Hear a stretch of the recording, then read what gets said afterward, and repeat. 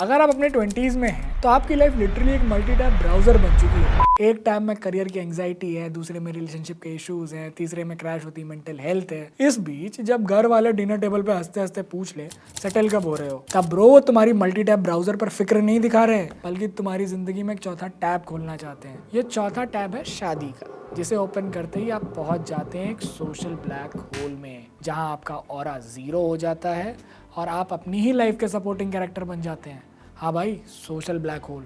क्योंकि black hole और शादी सिर्फ मेटाफोरिकली कनेक्टेड नहीं है। शादी के मंडप और आइंस्टीन की थ्योरीज में बहुत ही क्रेजी कनेक्शंस हैं, जिसे ओपेनहाइमर भी नहीं समझ पाए थे।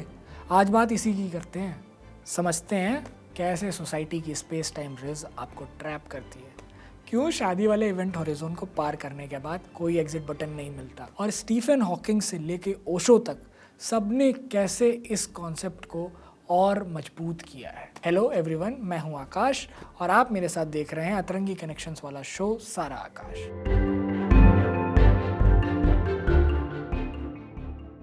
बचपन से हम सबको लगता है कि हम अपनी लाइफ के मेन कैरेक्टर हैं। स्कूल कॉलेज में बड़े बड़े सपने, सब सॉर्टेड लगता है, पर जैसे ही 25th बर्थडे केक कटता है ना ब्रो, सोसाइटी और फैमिली की ग्रेविटी बढ़ने लगती है। अचानक से बकेट लिस्ट वाले सपने कॉम्प्रोमाइज होने लगते हैं और पर्सनल फ्रीडम वो तो पर्सनल रिस्पॉन्सिबिलिटीज में बदल जाती है। कैसे? इसे समझते हैं ग्रेविटी के कॉन्सेप्ट से। आइंस्टीन की एक थ्योरी है, space time curvature of mass. Simple सा कॉन्सेप्ट है। इसे ऐसे समझिए कि स्पेस टाइम एक बेडशीट है जिसे 4 अलग अलग कोनों पे बांध दिया गया है। अब इस चादर के बीच में एक फुटबॉल डाल दो, चादर नीचे की ओर दब जाएगी और एक ट्रफ बन जाएगा।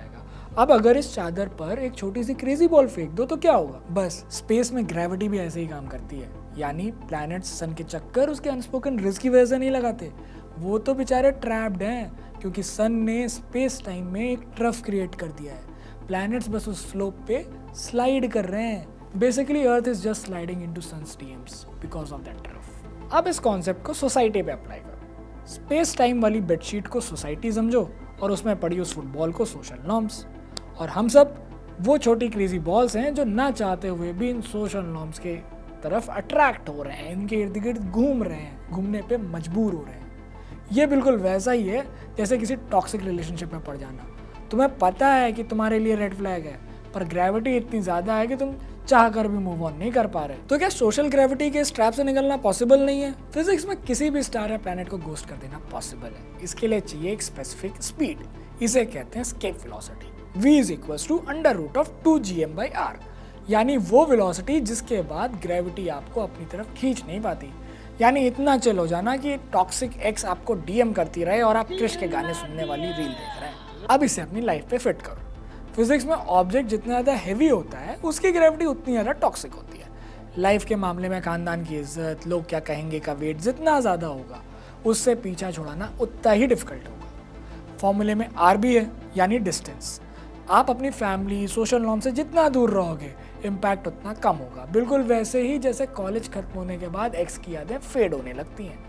अगर तुम्हें अपनी विल से जीना है, शादी नहीं करनी है या कुछ आउट ऑफ द बॉक्स करना है, तो तुम्हें सोशल ग्रेविटी को तोड़ना पड़ेगा।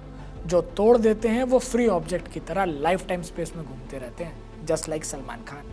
पर हर कोई सलमान खान नहीं होता ना ब्रो। कई लोग कलेक्टिविज्म के विक्टिम हो जाते हैं, वही जहाँ मैं से ज़्यादा हम की इंपॉर्टेंस होती है। ये कम्युनिज्म से थोड़ा डिफरेंट है। हम के नाम पे रिसोर्सेज नहीं, बस पर्सनल फ्रीडम छीनी जाती है। सोशल कोहेरेंस, खानदान की इज्जत के नाम पे इंडिविजुअल की खुशियों का रोज मोह हो जाता है। ये एक्सपेक्टेशन वाला ट्रफ इतना गहरा है कि इससे बचना इम्पॉसिबल हो जाता है। अब यहाँ से ऑन होता है डार्क मोड।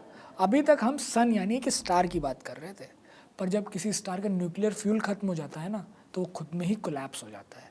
इसे ही ब्लैक होल कहते हैं। इसकी ग्रेविटी स्टार से भी ज़्यादा टॉक्सिक होती है। इसका इवेंट हॉरिजॉन पार करने के बाद लाइट भी यहाँ से एस्केप नहीं कर पाती। इवेंट हॉरिजॉन बेसिकली वो पॉइंट ऑफ नो रिटर्न है, जिसे पार किया तो गए। 6 स्टोन वाला थेनोस हो या पूरा मार्वल यूनिवर्स, कोई नहीं बचा पाएगा ब्रो।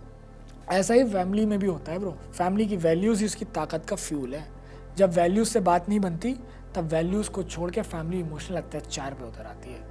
कभी ताने, कभी इमोशनल ब्लैकमेलिंग, कभी स्टार ब्लैक होल में बदल जाता है, पता ही नहीं लगता।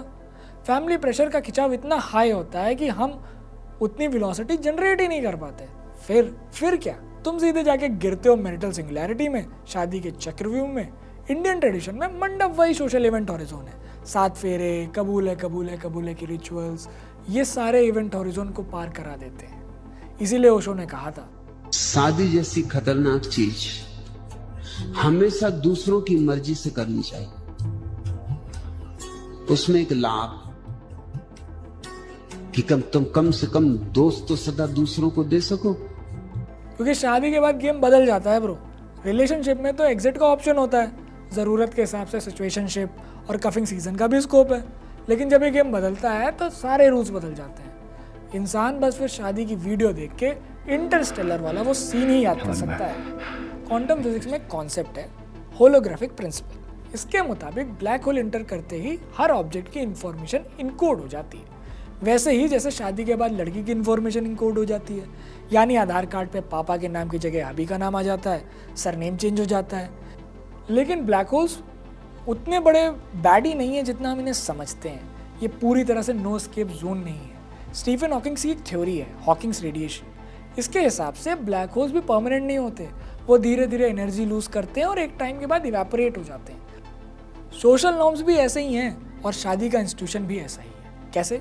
सोशियोलॉजी में एक थ्योरी है स्ट्रक्चरल फंक्शनलिज्म। इस थ्योरी का कहना है कि हर सोशल इंस्टीट्यूशन किसी ना किसी वजह से एग्जिस्ट करता है। जब वो ज़रूरत खत्म होने लगती है तब इंस्टीट्यूशन वीक हो जाता है। आज की जनरेशन में इंडिविजुअलिज्म की आग है। लोग क्या कहेंगे के बजाय आई फील लाइक पर फोकस है।